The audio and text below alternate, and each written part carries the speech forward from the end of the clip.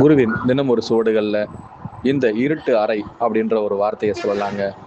இந்த இருட்டு அறை அப்படின்ற வார்த்தைக்குள்ள எதனை தேடி நம்ம அலைகின்றோமோ அதில் எதுவுமே நமக்குள் தென்படாதுங்கிறத மீண்டும் மீண்டும் நாம் அந்த இருட்டறைக்குள் நுழைந்து அதில் எதை தேடி இத்தனை ஆண்டு காலம் ஏன் நம்முடைய வாழ்நாளே முழுமையடையும் பொழுது கூட கடைசியில் அந்த இருளிலேயே எங்கு வந்தோம், எப்படி நுழைந்தோம், எப்படி அதற்குள் சென்றோம் என்பதையே தெரியாமல் மாய்ந்து போகின்றோம். மறுமுறை அந்த ஒளி என்ற ஒன்றை கண்டுபிடிக்க வேண்டும். இல்லை, அதற்குள் யார் அந்த ஒளியை ஊட்டுபவர் என்பதை உணர்ந்துவிட்டால் போதும்.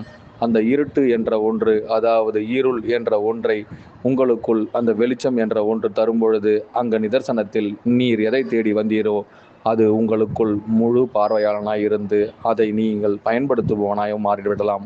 ஒரு காலத்தில் இதை யாரெல்லாம் முழு உயர் நோக்கோடு தன்னுள் ஏற்கப்படும் இருட்டில் எது என்பதை புரிந்து கொண்டால் அந்த இருளிலிருந்து அவன் மீள எத்தனை ஆண்டு காலம் ஆகியதோ அத்தனை ஆண்டு காலமும் அவன் வெளிச்சத்தில் இருந்துதான் அதை பயணிக்க வேண்டும் என்பதை உணர்ந்தால் போதும்.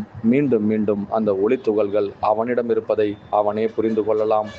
நீதிமான்கள் இதை எப்படியெல்லாம் உணர்த்த ஆசைப்படுகின்றார்களோ அவர்களின் சூட்சுமத்திற்குள் ஒரு ஒளிச்சிதறல் நமக்குள் ஏற்பட ஆசைப்படுகின்றனர். அந்த ஒளிச்சிதறல் அவர்களால் கொடுக்கப்பட்டது என்பதை நாம் ஒவ்வொரு தருணத்திலும் ஒவ்வொரு நொடி பொழுதும் உணரும் பொழுது அது நம்முள் இருந்து அந்த ஒளி வெளிப்பட ஆரம்பித்துவிடும். அவர்கள் இல்லையேல் நாம் இல்லை என்பதை நாம் முழுமையாய் உணர்ந்து விட்டால் அந்த நித்தியவான் வேறு யாரும் இல்லை, உங்களுள் நான், உங்களுக்குள் நான் என்று ஒவ்வொரு தருணத்திலும் உங்களுக்குள் குருவாய், உருவாய், திருவாய், அருவாய், இறையாய் உங்களுக்குள் கடவுளாய் நின்று அவரே வழி நடத்துபவராக, உங்களையே வழி காட்டுபவராக இருக்கின்றார். நிதர்சனவானுக்காக நித்தியத்தை நீர் தேடும் பொழுதெல்லாம் உன்னுள் நான் அதை வெளிப்படுத்த ஆசைப்படுகின்றேன். நீர் யார் எட்டும் உங்களிடம் வெளிப்பட ஆசைப்பட்டதோ அப்பொழுதே உங்களுள் நான் மீண்டும் மீண்டும் ஒளிர்ந்து கொண்டே இருக்கின்றேன்.